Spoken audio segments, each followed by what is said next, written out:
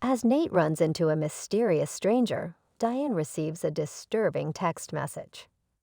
Drama about young and restless people. On today's episode of The Young and the Restless, Victor approves a risk, Chelsea gets her dream, and Diane and Phyllis are given a second chance. Phyllis notices that the mother of the bride is absent from the hotel wedding party. Phyllis is shocked to see Nick. Well, Phyllis asks Summer, "Are you crying because I dumped you at the coffee shop?"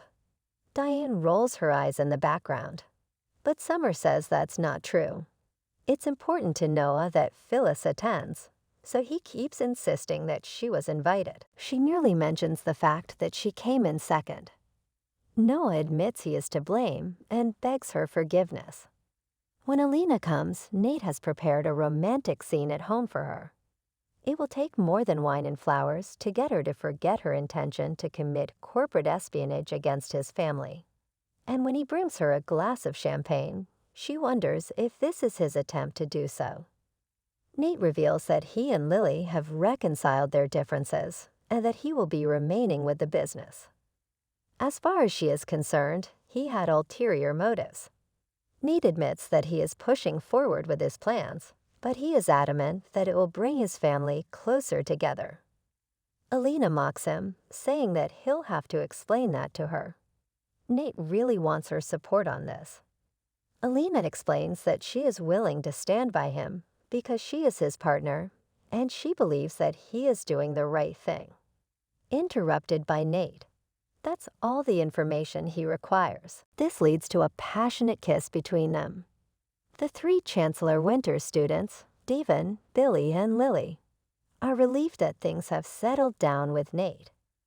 When Devon says they'll test out to see if his ideas truly work, Billy worries that he's setting him up for failure. To do anything like that on purpose is not something Devon would do.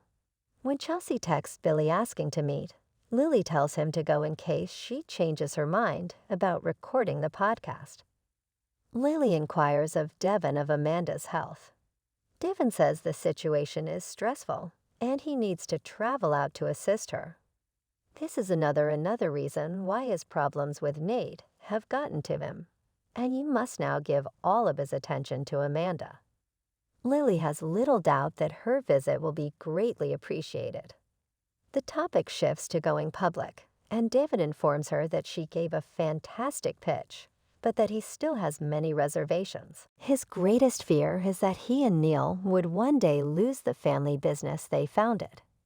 In any case, Lily reminds him that they can keep 51% of the stock.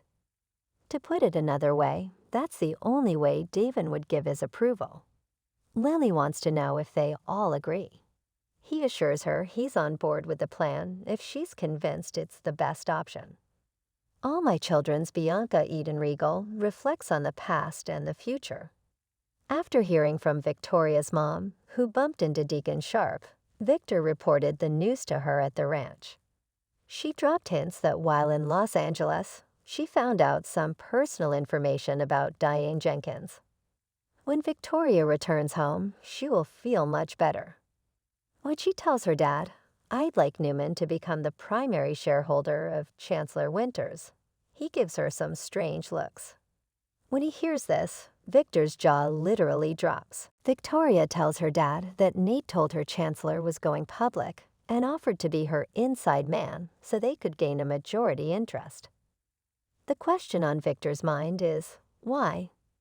Following that, Victoria claims she agreed to put him in charge. For Victor, this is a high-stakes game of chance, and he is quick to remind her that she is engaging in illegal insider trading. Victoria wonders, when do we ever hesitate to take a chance? "You're tough, like your father," Victor says with a grin. "Yes, please. So let's go ahead and do it." There at Noah's club, Nick convinces Phyllis to forgive his son, and Phyllis ultimately lets Noah off the hook. After that, she sits down looking confused and hurt. Diane murmurs from across the room that the redhead is an eyesore. Suddenly, Kyle yells, "Mom!" Diane immediately notices her pouty expression. Tracy is praying that everyone will be civil today. Summer has her mom wait while she asks Nick to talk to her. Nick comes over to Phyllis and says he understands why she doesn't want to meet Diane. Phyllis, still in an emotional state, claims she is going crazy. Sadly, she was fired from Marchetti, a company she truly enjoyed working for. Diane went insane and paid the price for it. Nick tells her to relax and forget about it tonight. A good time should be had by all during Kyle and Summer's celebration. Stop short of ruining it. To Chelsea, Billy explains at the society that he was encouraged to attend the event by Lily. Chelsea assures him that he need not bring up Lily, as she has no intention of pursuing him if he does not. She still plans to record the show, but she appreciated getting to hang out with Johnny the other day. She believes it's time to break the news to Johnny and Connor that they're more than cousins now that the event was a success. Billy tells her that it's not the correct moment in his and Victoria's opinion. Chelsea maintains that Johnny will be overjoyed by the news that he finally has a sibling. She thinks it's best to prepare him for the inevitable questions he'll have now that he knows he was adopted. When he plans to get Victoria on board is something she needs to know. Phyllis, the mother of the bride, raises her glass at the celebration. As we begin, Diane mutters, "Here we go." As Phyllis proudly proclaims, she and Diane can now coexist in the same space without any problems. Diane is the intended recipient of her raised glass. Cheers. Stuttering, cheers, is what Diane says. Phyllis praises Noah's nightclub and expresses appreciation for Noah inviting her to the celebration. Summer and Kyle, who are kissing, are the recipients of her toast. I hear Phyllis say, "Hey, let's party." Immediately, everyone breaks out into dance. Across the room, Phyllis gives Diane a superior glance. After some time, Maria gets everyone's attention, and with Tessa by her side, declares that she is now Kyle's best person, and proceeds to give a speech. Nick interrupts and declares that from now on, he is going to be the undisputed ruler of the dance floor. Maria was joking about being the best person, but she still plans to give a speech. In honor of the man Kyle has become, she raises a glass to him and Summer. As a couple, she hopes they find success and joy in starting a family. Everyone is ecstatic. Nate assures Elena in their apartment that vengeance is not his motivation. In doing so, he hopes to demonstrate the potential of Chancellor Winters under his direction.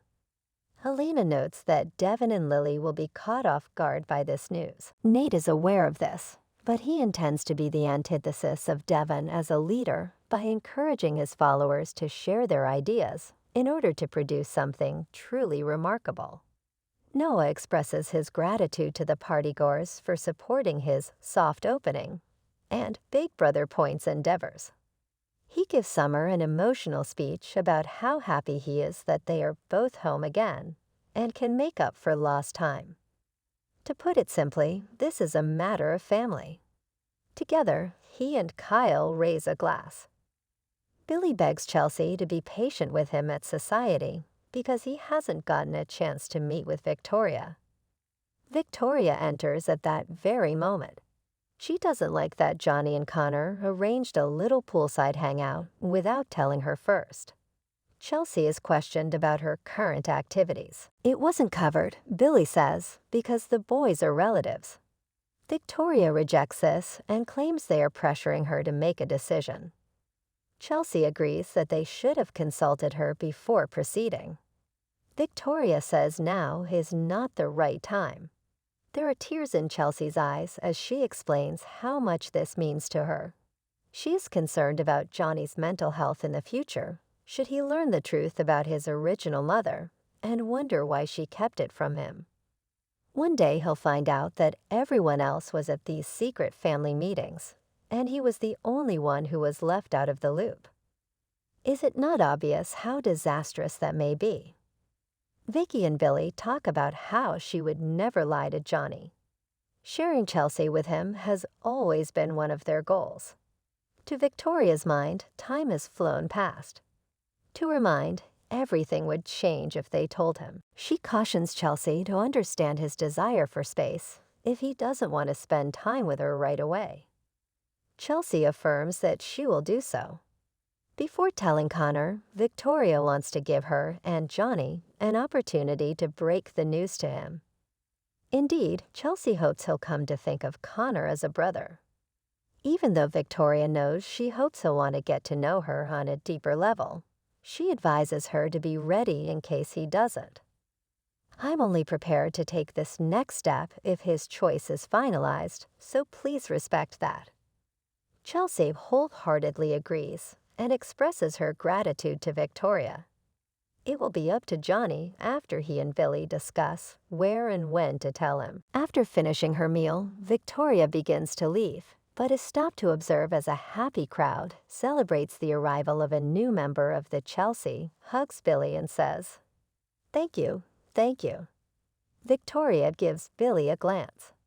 Summer and Kyle slow dance at the party and agree that moving back to Genoa City was the right choice for them. "Are you thinking what I'm thinking?" she probes.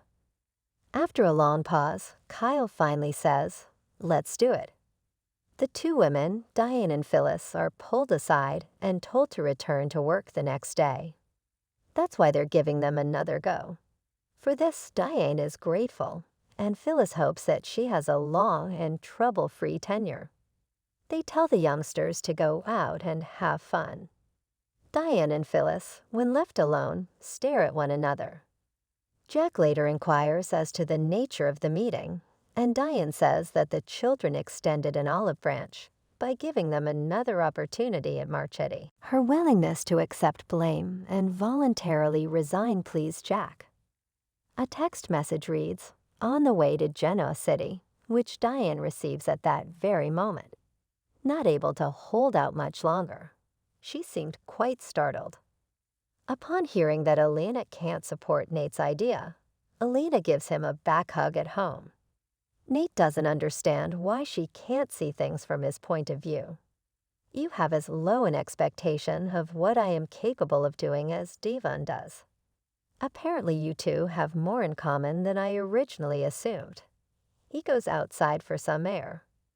The brunette bartender at Crimson Lights introduces herself to Nate Hastings by saying, "You're Nate Hastings."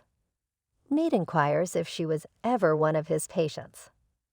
The coverage of the Chancellor Winters launch party in the media allowed her to place him. The woman is curious about her occupation. Audra Charles, Zulika Silver, who introduces herself as such, reveals that Jill recruited her with the intention of eventually going public. Nate was unaware that the choice had been made. Audra states that it is not, but she anticipates that it will be by morning. Nate proposes they have a chat and offers to assist in any way he can. He anticipates a trouble-free and fruitful endeavor. Victor is at the ranch by himself, musing over his chess game. He pours himself a scotch and grins to himself. Nick during the gathering inquires as to Phyllis's well-being. She's okay now. Nick admires her self-control. Gratitude fills her heart as she thanks him. Diane reads the message in the corner, and then she leaves the gathering. Phyllis takes note, and she comes over to the door to keep an eye on her as she leaves.